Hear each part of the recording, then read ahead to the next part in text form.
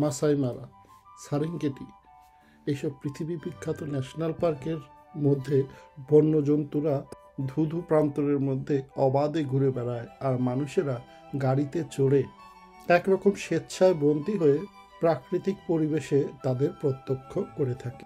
Africa বা এশিয়ার জঙ্গলগুলোতে সেই ওয়াইল্ড লাইফ সাফারি করতে না গেলেও আমেরিকাতে রয়েছে বেশ কিছু ওয়াইল্ড লাইফ সাফারি পার্ক, যেখানে দুধের স্বাদ ঘোলে মেটানো হলেও সেই বন্যপ্রাণীদের স্বাধীনভাবে ঘুরে দেখবার একটা দুর্দান্ত অভিজ্ঞতা কিন্তু সঞ্চয় করাই যেতে পারে। এরকমই একটি অভিজ্ঞতা সঞ্চয় করবার একটা দুর্দান্ত সুযোগ এসেছিল আমাদের বসন্ত উৎসবে টিউলিপের বাগান থেকে বাড়ি ফিরবার পথে। সেই অভিজ্ঞতার গল্প নিয়ে আসছি আজকের এই ভিডিওতে। ভ্রমণ সঙ্গী চ্যানেলের আরও একটি ভিডিওতে আপনাদের সবাইকে স্বাগত জানাচ্ছি। আমি দেবাশিস সরকার, এই চ্যানেলের হোস্ট। সুন্দর এই পৃথিবীর সমস্ত সৌন্দর্যকে সুন্দরভাবে উপস্থাপন করাই আমাদের উদ্দেশ্য। সুন্দর এই পৃথিবীকে আমাদের ভিডিওগুলোর মাধ্যমে যদি আপনারা দেখতে চান, তবে অবশ্যই এই চ্যানেলটিকে সাবস্ক্রাইব করে রাখুন, আর বেল আইকনটাকেও ক্লিক করতে ভুলবেন না। তাহলে যখনই আমরা একটি ভিডিও এই চ্যানেলে উপস্থাপন করব, তার নোটিফিকেশন আপনার কাছে সহজেই পৌঁছে যাবে। আজকের পর্বটি শুরু করবার আগে গত পর্বে আমরা কি করেছিলাম তা একটু ফিরে দেখা যাক। গত এপিসোডে আমরা প্রত্যক্ষ করেছিলাম আমেরিকার অরেগন স্টেটের উত্তর প্রান্তে অবস্থিত একটি অসাধারণ সুন্দর টিউলিপের বাগান।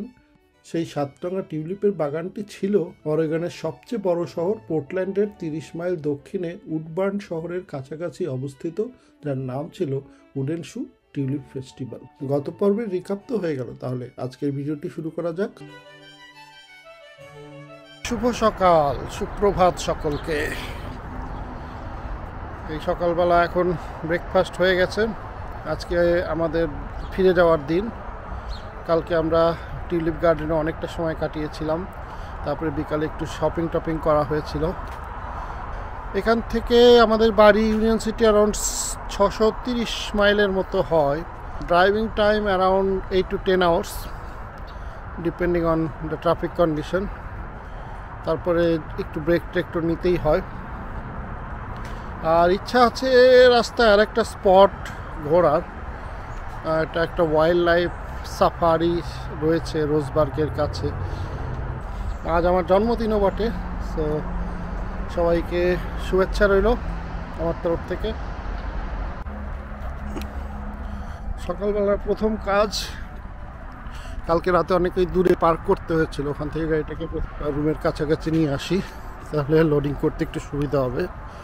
রাতে একটু বৃষ্টি হয়েছে, আকাশটা আজকে পুরোপুরি মেঘলা, দেখা যাক কেমন হয়। বেশ ঠান্ডা।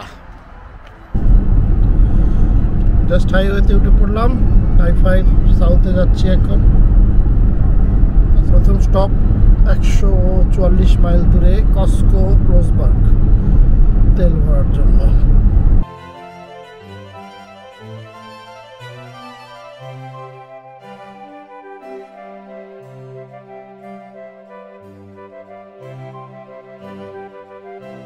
সকাল থেকে আবহাওয়া একদম ভালো না, ক্রমাগত বৃষ্টি হয়ে চলছে, ঝিরঝির করে কখনো কখনো বেশ জোরে। এর মধ্যেই আমরা ড্রাইভ করে চলতে থাকলাম।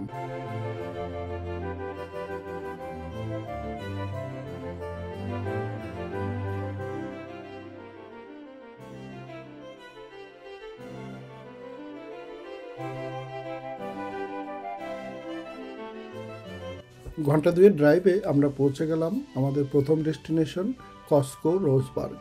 প্রথম কাজ গ্যাস বা পেট্রোল ফিল করে নেওয়া গাড়িতে।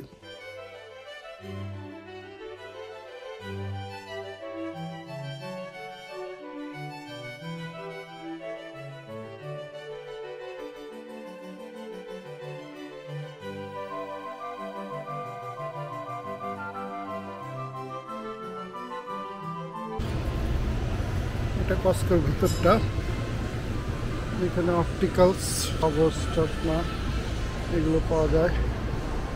কস্কোতে প্রচুর টিভি বিক্রি হয়, এই যে বড় বড় টিভি।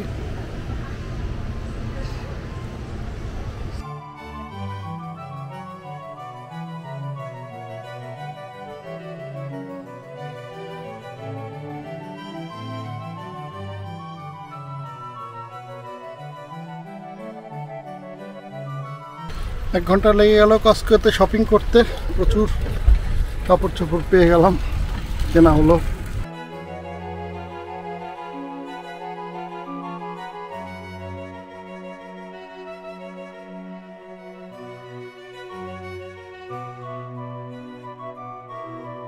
রোজবার্গ কস্কো থেকে এই সাফারি পার্কটার দূরত্ব ছিল মাত্র 13 মাইলের মতো। আমরা মোটামুটি 20 মিনিটের মধ্যে সেই সাফারি পার্কের গেটে পৌঁছে গেলাম। সাফারি পার্কে এন্ট্রান্সের জন্য ফি ছিল $24 ফর অ্যাডাল্ট আর $18 পার চাইল্ডের জন্য। আমাদের গাড়িতে যেহেতু আমরা দুজন ছিলাম, তাই $50 ট্যাক্স সহ মোটামুটি খরচ হলো এই সাফারি পার্কে ভিজিটের জন্য। সাফারি পার্কে ঢুকবার সাথে সাথে প্রথম যে সেকশনটা আসে সেটা হচ্ছে আফ্রিকান সেকশন।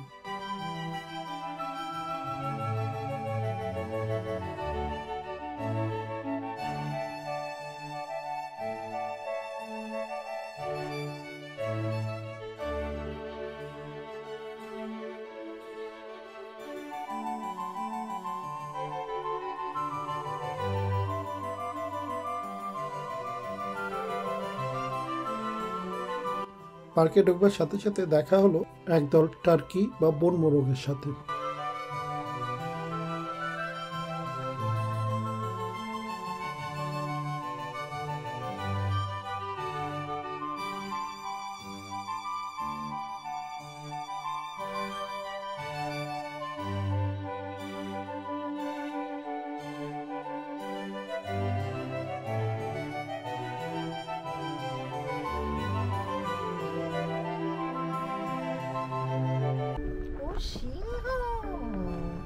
দাঁড়িয়েছে সবাই, আস্তে আস্তে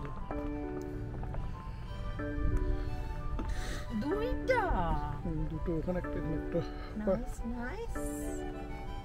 ওই দিকেও আছে, ওইটা একটা কি লাইন না, ওটা লাইন শুয়ে আছে।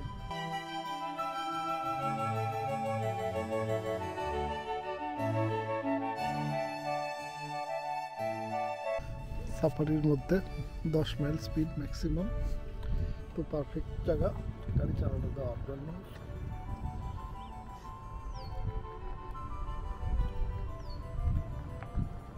বাবুরা শুয়ে আছেন।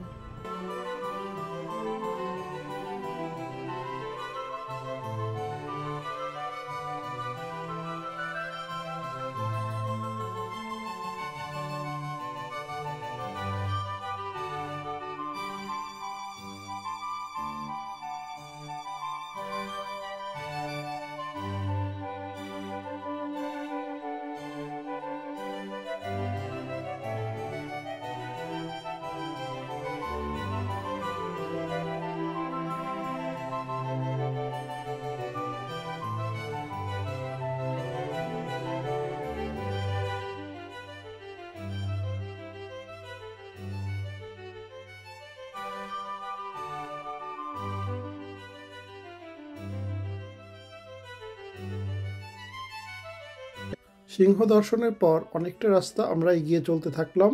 সিংহটাকে রাখা ছিল খাঁচার মধ্যে, তাই সেটা একটু ডিসঅ্যাপয়েন্টিং ছিল। তবে আরেকটু এগিয়ে যেতেই দেখা গেল এক গুচ্ছ পশু পাখি।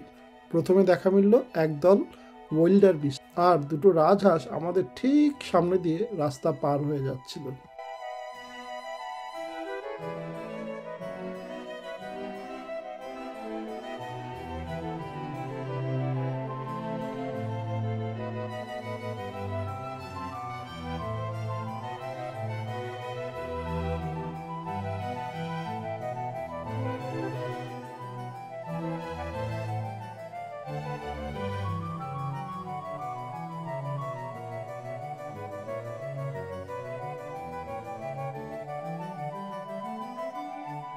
এরপর আমরা একে একে দেখতে থাকলাম এক ঝাঁক পশু পাখি। প্রথমে এক পাল হরিণ, তারপর এক পাল বাইসন বা বন মহিষ, তারপর দেখালো আরো এক পাল জেব্রা। এই জেব্রাগুলো দেখতে খুব সুন্দর লাগছিল, যদিও একটু দূরে ছিল ওরা। সবুজ ঘাসের মাঠে ডোরাকাটা সাদা কালো ছোপ ছোপ রঙগুলো যেন জল জল করছিল।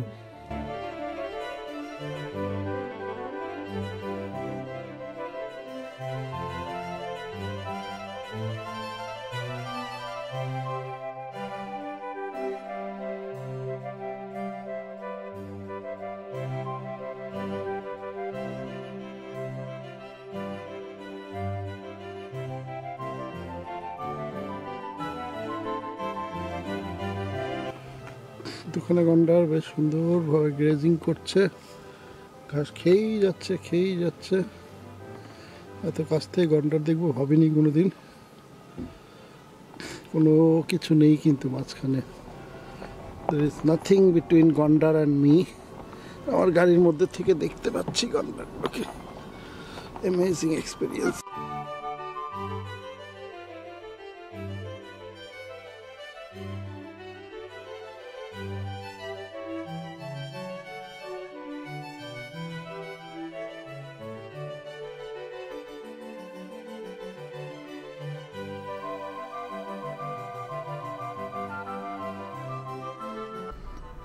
দুখানা ভাল্লুক, একটা গ্রিজলি বিয়ার আর একটা ব্ল্যাক বিয়ার, দুজনই শুয়ে আছেন, বেশ আয়েস করে ঘুমিয়ে আছেন, বিশেষ নড়াচড়ার ইচ্ছা নেই।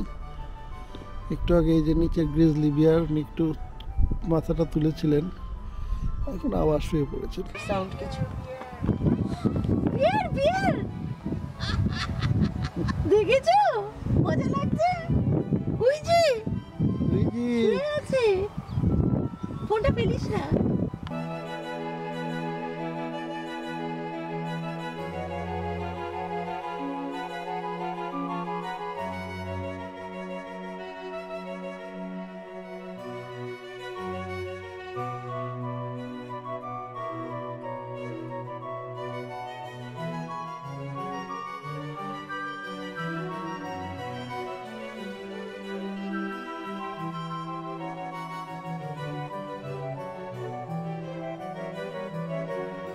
এরপর নেক্সট যে মোস্ট ইন্টারেস্টিং থিংটা ছিল সেটা হচ্ছে এক ঝাঁক অস্ট্রিচ বা উট পাখি।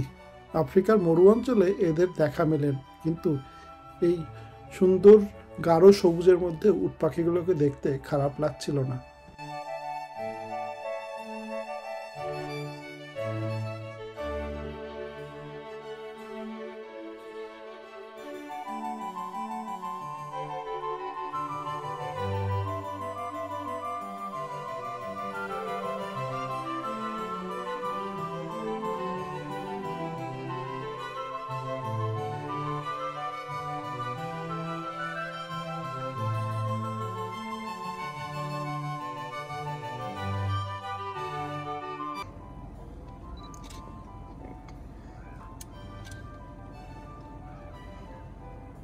অমি খাওয়া,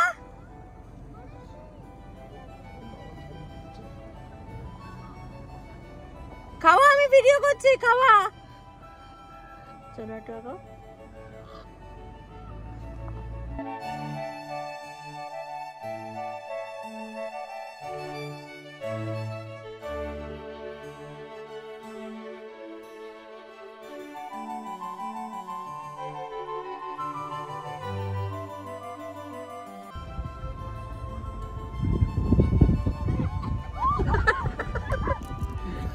ঢুকাচ্ছে।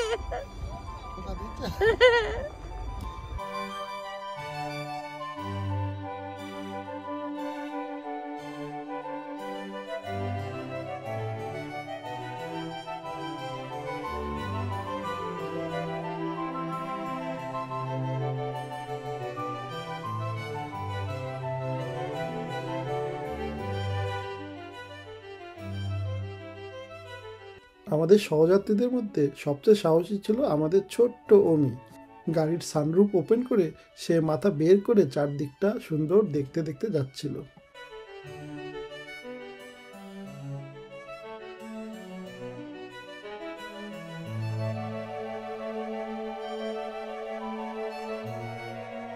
এই আফ্রিকান সাফারির মধ্যে কেমন করে যেন চলে এলো এক ঝাঁক আমেরিকান বাইসন। এই আমেরিকান বাইসন প্রচুর পরিমাণে দেখা যায় ইয়েলোস্টোন ন্যাশনাল পার্ক আর গ্র্যান্ড টেটন ন্যাশনাল পার্কে।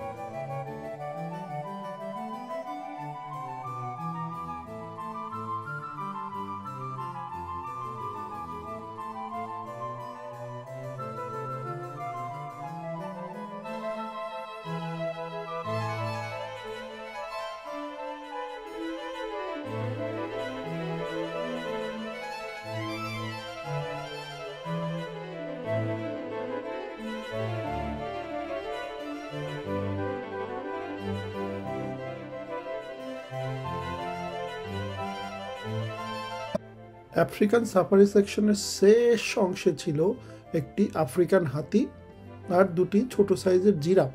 জিরাফ দুটো খোলা থাকলেও কেন জানি না তারা স্বেচ্ছায় একটু ফেন্সের ভিতরে থাকাই পছন্দ করছিল।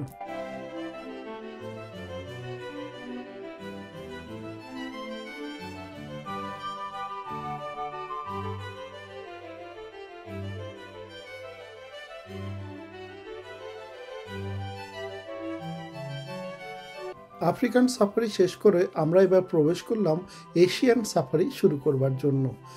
এই সেকশনে আমরা দেখব সেই সব জন্তু জানোয়ার যাদেরকে আমরা এশিয়া অথবা অস্ট্রেলিয়ার বিভিন্ন জায়গায় দেখে থাকি সাধারণত।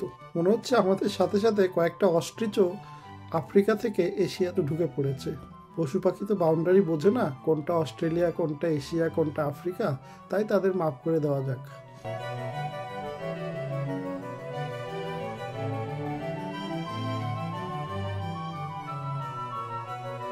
আরেকটু এগিয়ে আমরা দেখা পেলাম দুটো ইয়াকের। এদেরকে দেখা যায় হিমালয়ের উঁচু পর্বতগুলোর ঠান্ডা জায়গাগুলোতে, যেটা ইন্ডিয়া, নেপাল, ভুটান আর তিব্বত মিলে অবস্থিত।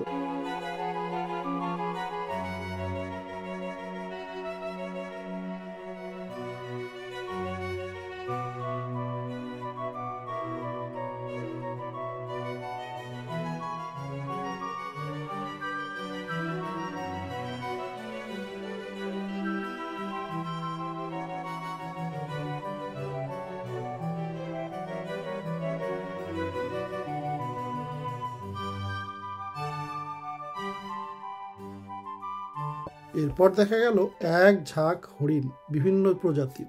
এই হরিণ হচ্ছে পৃথিবীর সবচেয়ে কমন বন্য জানোয়ার। এশিয়ার সর্বত্রই এদের দেখা যায়।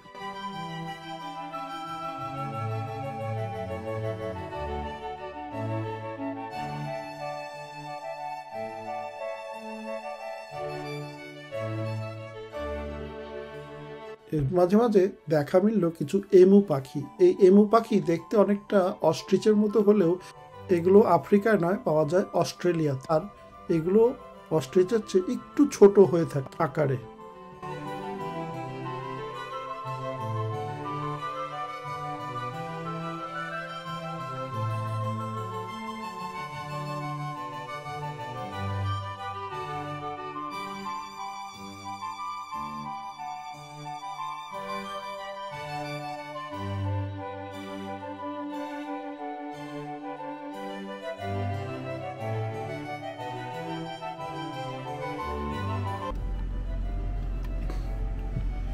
উটটা খুবই ছোট, বাচ্চা উট দেখা যাচ্ছে।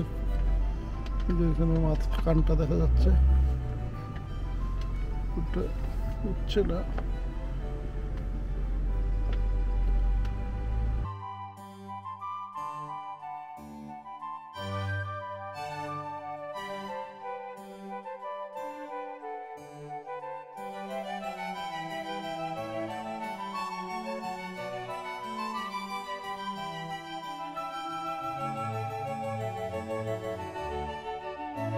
উলফ বা নেকড়ের পরে যা দেখলাম সেটা হচ্ছে দুটো চিতাবাঘ, আর তারপর এশিয়ার বনের রাজা বাঘ।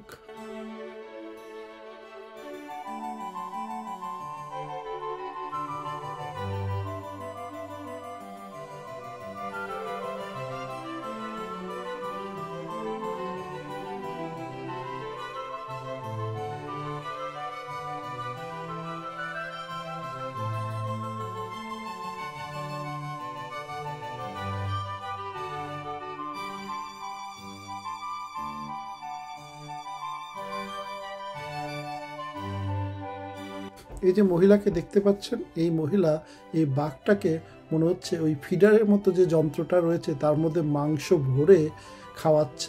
এ এক অভিনব দৃশ্য।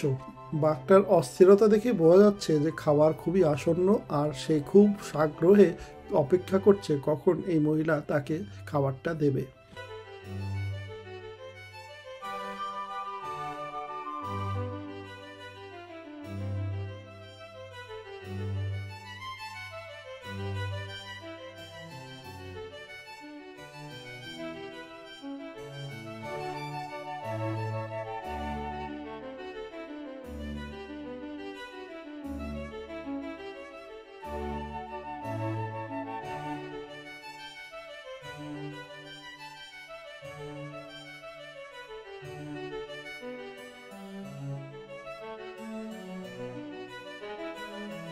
আর ঠিক পাশের খাঁচাতে বেশ কিছু বাঘ নিজেদের মধ্যে বেশ সুন্দর খেলাধুলা করছিল। এই বাঘগুলোর খেলাধুলাই আমার বেশি ভালো লাগছিল রাদার ওই যে বাঘটা যে ফিডারে করে মানুষের হাতে খাওয়া দাওয়া করছিল, ওকে দেখতে অনেকটা বাচ্চার মতো লাগছিল।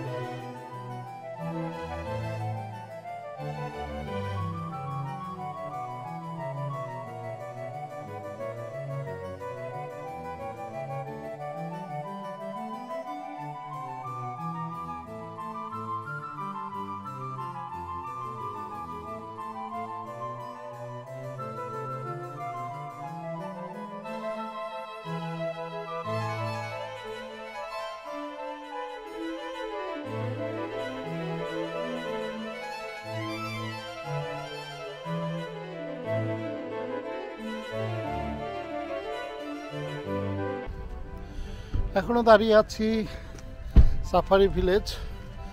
1-1.5 ঘন্টা বেশ সুন্দর সময় কাটলো, অনেক জন্তু জানোয়ার দেখলাম, বেশ মজাই লাগলো, বাচ্চাদের সাথে আমাদেরও বেশ ভালো লাগলো।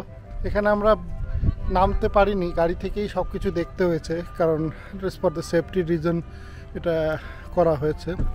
যা দেখো গাড়ির মধ্যে থেকেই দেখো, বাঘ, সিংহ, চিতা এগুলোকে ফেন্সের মধ্যে রাখা হয়েছিল এগেন সেফটি রিজন। বাকি যত জন্তু জানোয়ার ছিল তারা মোটামুটি ছাড়াই ছিল, যেমন হরিণ, ইভেন গন্ডার মোটামুটি একদম রাস্তাঘাটে ছাড়া ছিল। হাতিটাও একটা ফেন্সের মধ্যে রাখা ছিল। বেশ ভালো লাগলো আর কি জায়গাটা দেশে, ভাবিনি এটা জায়গাটা এত সুন্দর হবে।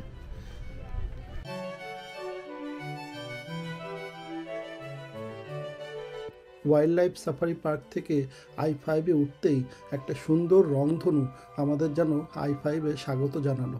আমাদের এখনও যেতে হবে অনেকটা পথ। এই ওয়াইল্ড লাইফ সাফারি থেকে আমাদের বাড়ি এখনও 475 মাইল দূরে। এই সুন্দর রেইনবোটি দেখবার ভাগ্য বেশিক্ষণ হলো না, কিছুক্ষণের মধ্যেই শুরু হয়ে গেল আবার সেই বৃষ্টি, যেন আমাদের পিছুই ছাড়ছে না আজকে।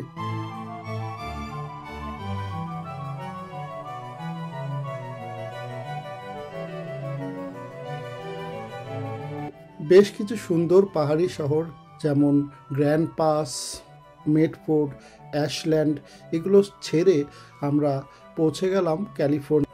অরেগনে আমাদের ড্রাইভ শেষ হলো আর ক্যালিফোর্নিয়াতে শুরু হলো। ক্যালিফোর্নিয়া কতটা বড় সেটা দেখার জন্য আমরা আমাদের এক্সিট সাইনটা দেখতে পারি, যেখানে দেখানো হচ্ছে 796। তার মানে ক্যালিফোর্নিয়ার মধ্যে I-5 রয়েছে আরও 796 মাইল, যেটা স্যানডিয়েগো পর্যন্ত চলে যাওয়া যায় এই I-5 ধরে সাউথের দিকে।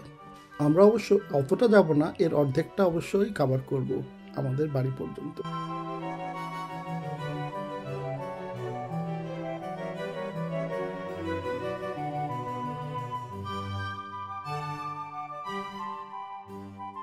ক্যালিফোর্নিয়ায় প্রবেশ করবার পরে প্রথম যে শহরটা পড়ে সেটাকে বলে ওয়াইরেকা।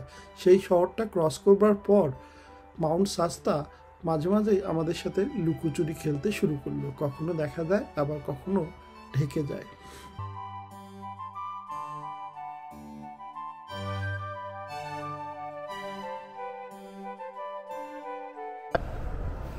আমরা এসে পৌঁছেছি রিডিং চম্পা গার্ডেন থাই লিও কুজিন। এখানেই খাওয়া দাওয়া করবো, রাতে ডিনার করব। আজকে আমার জন্মদিন 10ই এপ্রিল, তো সেই জন্যই ডিনারটা করবো। উৎপলরা এখনও পৌঁছায়নি, এখন 7:30 বাজে। রেস্টুরেন্ট ওপেন আছে দেখাচ্ছে। অ্যাট লাস্ট 9টার সময় আমাদের ডিনার শেষ হলো। এখন 9:15 বাজে। এখান থেকে আরও 230 মাইল দূরে, 3-3.5 ঘন্টা লাগবে এখনো। কস্কো রোজবার্গ, সেখানে গ্যাস ফিল করে চলে গিয়েছিলাম ওয়াইল্ড লাইফ সাফারি উইনস্টনতে। সেখান থেকে আমাদের ওয়াইল্ড লাইফ সাফারি কমপ্লিট করে চলে গিয়েছিলাম চম্পা গার্ডেন রেস্টুরেন্ট, যেটা রিডিংয়ে অবস্থিত, ডিনার করবার জন্য। ডিনারের পর আমরা বাড়ি ফিরে এসেছিলাম আমাদের ইউনিয়ন সিটির বাড়িতে। আমাদের আগামী সিরিজে আমরা যেতে চলেছি একটি ড্রিম ডেস্টিনেশনে। আমরা যাব একটি বিলাসবহুল ক্রুজে চড়ে আলাস্কা। সেই যাত্রার প্রিপারেশন, প্ল্যানিং সব কিছু নিয়ে আমরা আসছি আমাদের আগামী সিরিজ আলাস্কা সিরিজ। সমুদ্রযাত্রা যদি আপনার পছন্দ হয়ে থাকে তাহলে মিস করবেন না কিন্তু আগামী সিরিজটা।